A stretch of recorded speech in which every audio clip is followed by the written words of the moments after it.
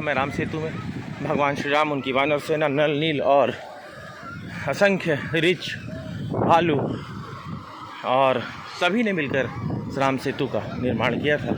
जैसा कि एक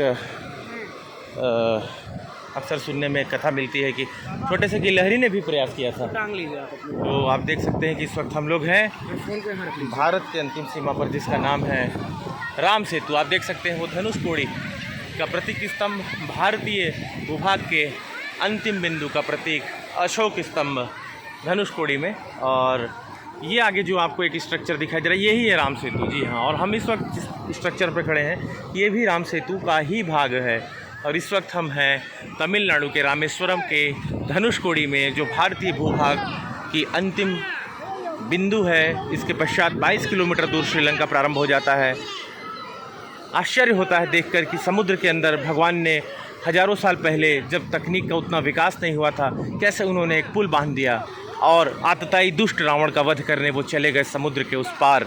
और ये वही स्थान है जहाँ से टोह लेने के लिए सबसे पहले बजरंगबली उड़ कर गए थे। उन्हें उनकी शक्ति याद दिलाई गई, वे उड़े, वे पहुँचे श्रीलंका, टोह लिए, वापस आए और उन्होंने बताया कि पुल का निर्माण कर सकते हैं क्योंकि सेना बड़ी है और रावण दुष्ट आतताई जो कि लंका में छुपा हुआ है, लंका उसका गढ़ है। फिर भगवान ने अपने पराक्रम से, अपने पुरुषार्थ से उन्होंने यहाँ पर शिविर लगाकर राम सेतु का निर्माण किया। राम सेतु आज भी यहाँ पर भगवान श्री राम का स्मरण कराता है, भगवान श्री राम के पराक्रम का स्मरण कराता है, स्मरण कराता है प्रेम का।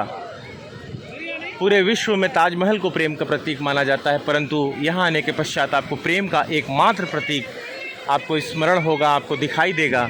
आपकी आंखों से अश्रु धारा बहने लगेगी कि प्रभु श्री राम ने कैसे यहाँ पर एक पुल का निर्माण किया और यहाँ से चले गए लंका। और भगवान ने इससे दो चीज़ों का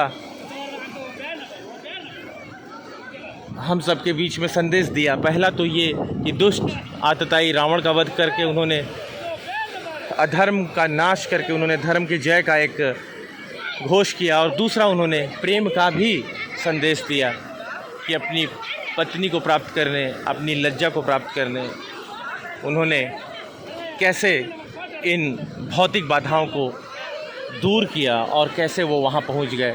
एक संदेश और मिलता है यहाँ पर, वो संदेश मिलता है एक साथ मिलकर कार्य करने की भावना, या प्रभु श्री राम का नेतृत्व ही कहेंगे कि उन्होंने इतने असंख्य जानवरों को, मनुष्यों को, और भी न जाने कितने देवताओं को और शक्तियों को एकत्र किया और चले गए इस समुद्र के पार। आज हम खड़े हैं इसी समुद्र पर, हम नमन करते हैं इस जल का जहाँ प्रभु श्री राम के पाँव पड़े।